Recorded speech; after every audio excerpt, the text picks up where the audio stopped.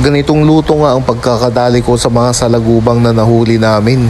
Panahon na naman ngayon ng salagubang dito sa amin dahil sunod-sunod na ang tag-ulan. Madami na nga ang lumalabas kaya ito nakarami din kami ng mga kasama ko. Kahapon nga ay nakaredy na kami ng mga kasama ko at nakatambay lang kami dito, inaantay lang naming dumilim. Nung padilim na nga ay naglakad na kami dito sa dike papunta dito sa Amburayan River.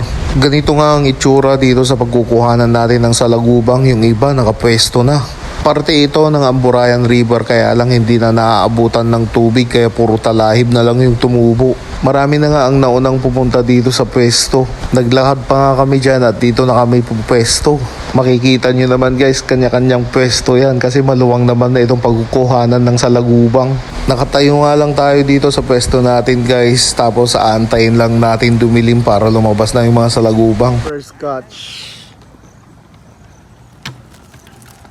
At yan, padilim na nga at mag-uumpisa na silang maglabasan. Ginawa ko ngang paris-ris yung unang nakuha ko dyan guys para lapitan ng mga ibang salagubang. Ito yung technique nila dito guys kasi pag medyo padilim pa lang, nagliliparan pa lang yung mga salagubang. Pero pag talagang madilim na, kumakapit na sila sa mga talahib. Nung konti nga lang yung lumalapit sa paris-ris ko guys, eto nag-ilaw na lang ako ng mga kumapit na sa talahib. Pero itong isang kasama namin dito guys, tingnan nyo, dami-dami pa rin lumalapit dun sa paris-ris niya. Talagang madami na rin lumalabas ngayon kasi panay-panay na yung tag-ulan. Tayo lang. Ganito nga pala guys yung itsura ng mga salagubang pag nagsisipol sila or bembeng. Pili ka man yan, Balbon.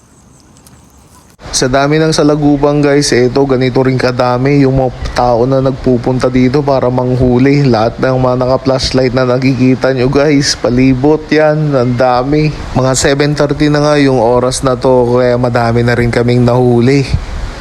Yan si Boss Jonas, dami yung nahuli, muntik na namang mapuno yung kanyang 1.5. Tapos ito si Boss Jojo naman, muntik na naman kalahati itong galon niya na malaki. Ang dami. At bago nga namin lutuin to guys, ibababad muna namin sa tubig para matanggal yung mga buhangin. Tapos tatanggalin na yung mga paa, tapos yung mga pakpak.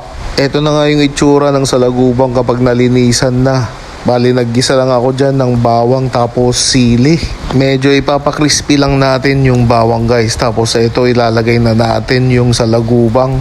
Sabay na silang maluluto at magiging crispy ng bawang yan guys. Mga 15 minutes lang yan, okay na. Tapos lalagyan lang natin yan ng asin pampalasa. Konting halo na lang yan tapos goods na yan. Pwede nang i-partner sa 2x2. Salamat sa panonood. Bye!